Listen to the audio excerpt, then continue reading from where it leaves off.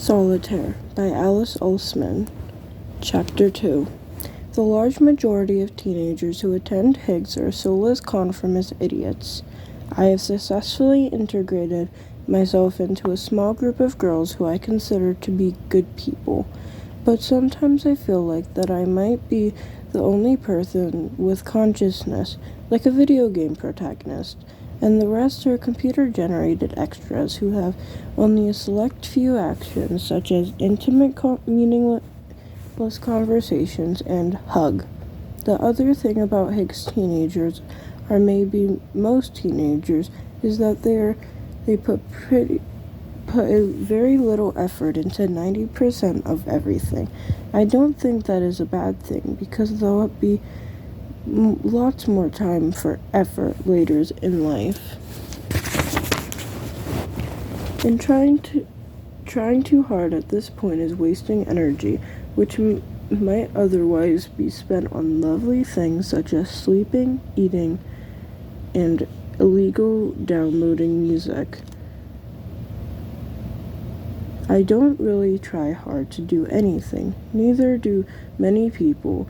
Walking into the common room and being greeted by 100 teenagers slumped over chairs, desks, and floor is not an unusual occurrence. Kent hasn't arrived yet. I head over to Becky and our lot in the computer corner. They seem to be having a conversation about whether Michael Sura is actually attractive or not. Tori. Becky taps me repeatedly on the arm. You can back me up on this. You've seen Juno. Yeah, you think he's cute, right? She slaps her hands against her cheeks and her eyes kind of roll backwards. Awkward boys are the hottest, aren't they? I place my hand on her shoulder. Stay calm, Rebecca. Not everyone loves the Sierra like you do. She starts to babble about Scott Pilgrim versus the world, but I'm not really listening. Michael Sura is not the Michael I'm thinking about. I somehow excuse myself from the discussion and begin to patrol the common room. Yes, that's right. I'm looking for Michael Holland. At this point, I'm not really sure why I'm looking for him. As I've probably already implied, I do not get interested in very many things, particularly not people. But it irritates me when someone thinks they can start a conversation and then just get up and leave. It's rude, you know. I pass all the common room cliques. Cliques are very High School Musical concept, but the reason they are so cliqued is because they really do exist in a predominantly all-girls school. You can pretty much expect each year to be divided into 3 main categories. Popular girls who hang out with the cool boys from the boys' school and use fake IDs to get into clubs. They seem to want to be able to either be either very nice to you or very horrible to you, and which one they go for is all down to various things that are completely out of your control, very intimate. Girls who are very happy to be a nerdy or uncool as they like, which some people interpret as being weird, but I sort of admire because they truly do not give a shit about what people think of them, so they just enjoy their niche hobbies and get on with their lives. Good for them. So-called normal girls, all the people who are somewhat between those two groups, I guess, which probably means they've represented their actual personalities to fit in, and once they leave school, they'll all have giant awakenings and actually become interesting people. School is hell. I'm not saying that everyone fits into one of these categories. I love that there are exceptions because I hate that these groups exist. I mean, I don't know where I'd go. I suppose I'd be group 3 because that's definitely what our lot are. Then again, I don't feel very similar to anyone from our lot. I don't feel very similar to anyone at all. I circle the common room 3 or 4 times before concluding that he's not here. Whatever, maybe I just imagined Michael Holland. It's not like I care anyways. I go back to our lot corner, slumping on the floor at Becky's feet and close my eyes. The common room door swings open as Mr. Kent, deputy head, strides into the crowd, followed by his usual pose, Mrs. Strayers, who can only be 5 years older than us, maximum, and our head girl, Zelda.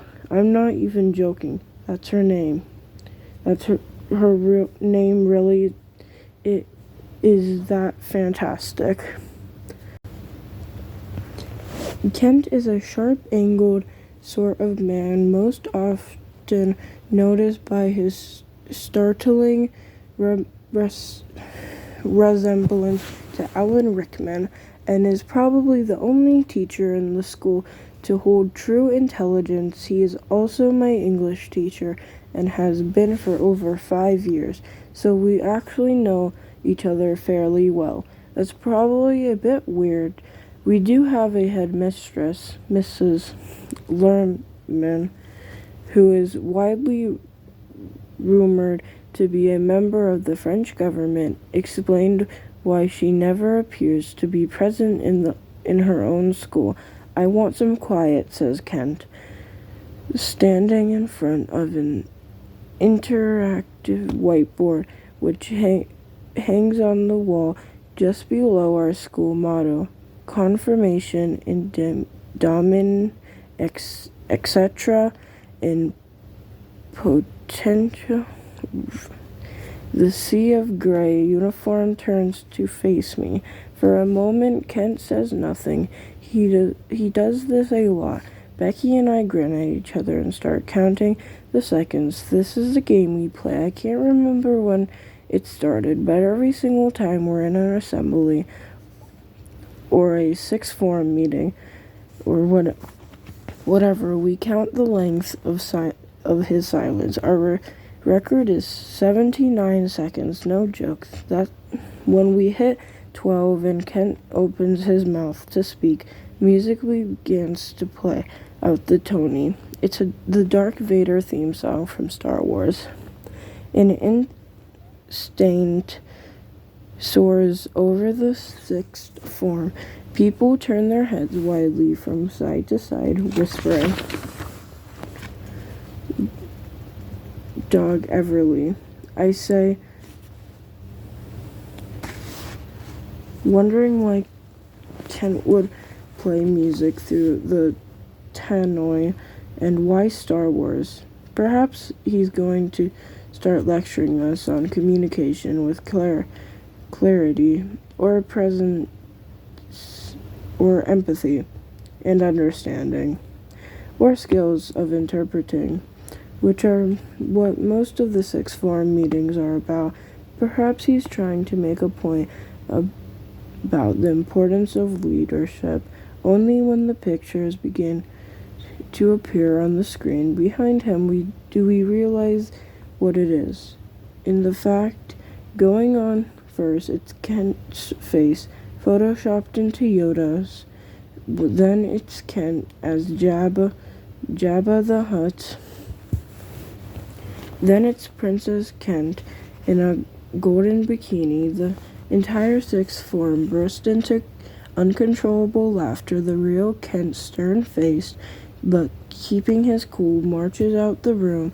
As soon as similar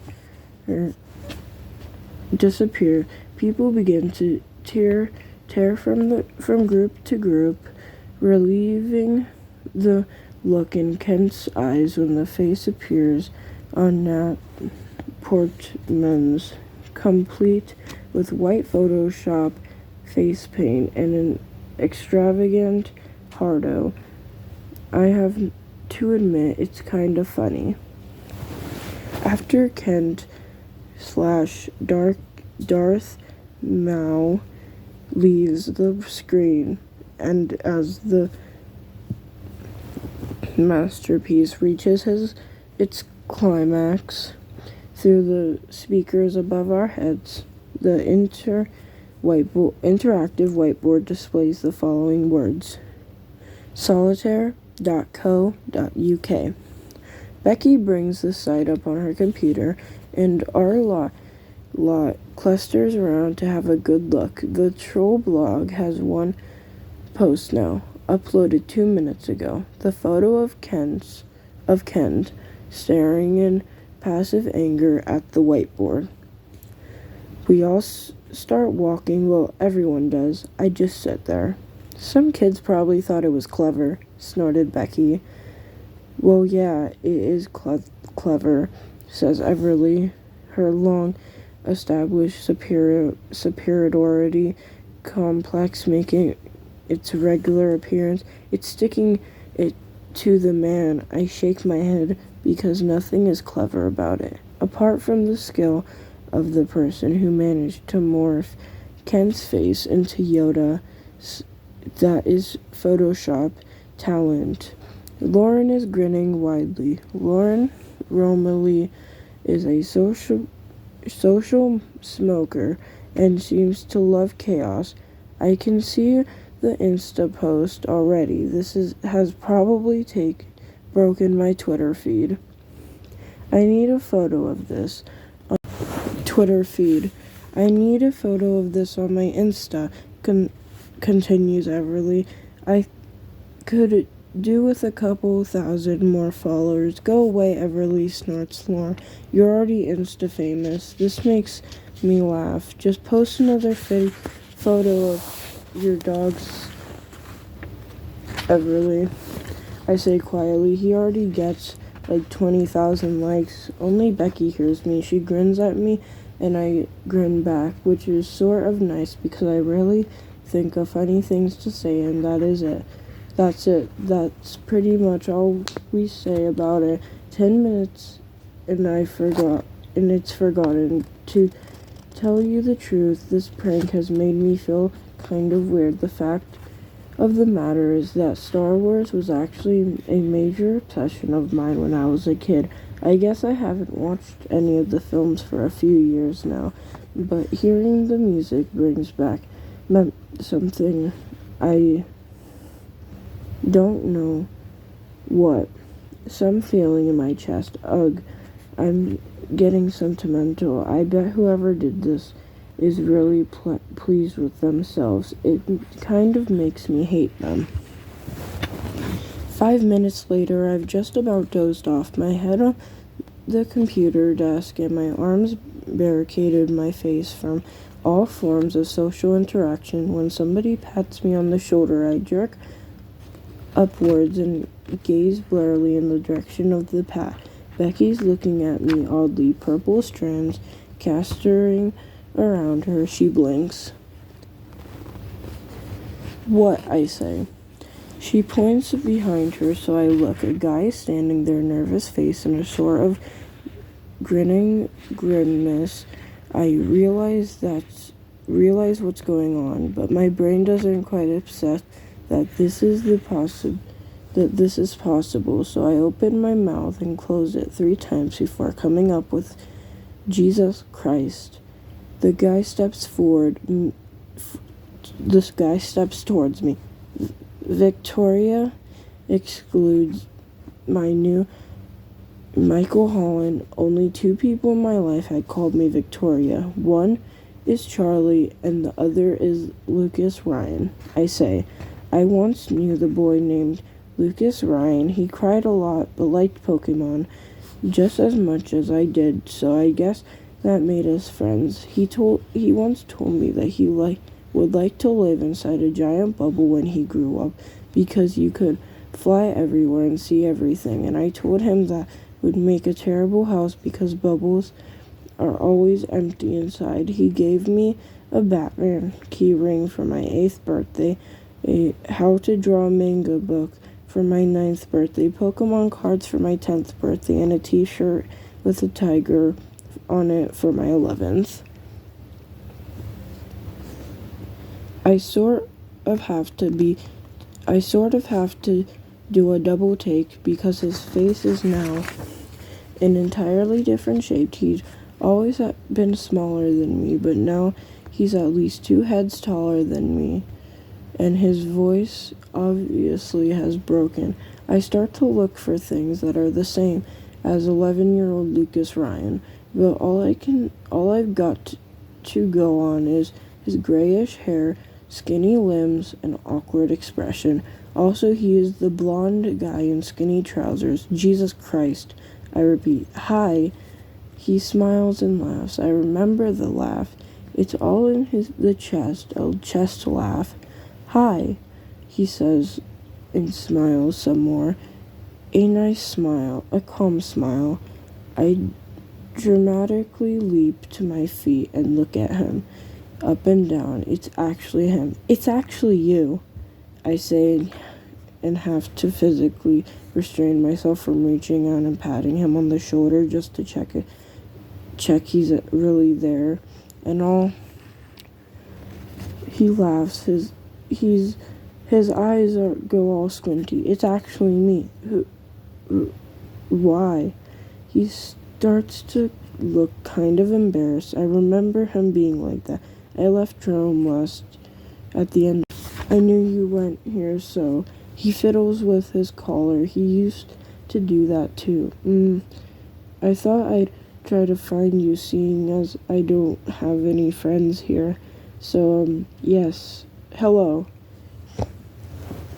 I think you should be aware that I have never been very good at making friends, and primary school was no different. I cried only one friend during those 7 years and of mortifying social rejection. Yes, while my primary school days are not days which I would choose to relive, there was one good thing about that probably kept me from going, and that was the quiet friendship with Lucas Ryan. Wow, Becky, unable to keep away from potential gossip, interferes. How do you know each other? Now I am a fairly awkward person, but Lucas really takes the biscuit. He turns to Becky and goes red again, and I almost feel embarrassed for him. Primary school, I say. We were best friends. Becky shaped eyebrows soar. No way. She looks at both of us more before focusing on Lucas. Well, I guess I'm your replacement. I'm Becky. She gestures around her. Welcome to the land of oppression. Lucas, in a mouse voice, manages, I'm Lucas. He turns back to me. We should catch up, he says. Is this what friendship reborn feels like? Yes, I say, the shock is draining my vocabulary. Yes, people have started to give up on the sixth form meeting as it's the start of period 1 and no teachers have returned. Lucas nods to me. I don't really want to be late to my first lesson or anything. This whole day is going to be kind of embarrassing as it is, but I'll talk to you sometime soon. Yeah, I'll find you on Facebook. Becky stares in sever disbelief as Lucas wanders away and grabs me firmly by the shoulder. Tori, just talk to a boy. No, Tori just held a conversation by herself. I think I'm gonna cry. There, I pat her on the shoulder. Be strong, you'll get through this. I'm extremely proud of you. I feel like a proud mom. I snort. I can hold a conversation by myself. What do you call this? I am the only exception. With everyone else, you're absolutely as sociable as a cardboard box.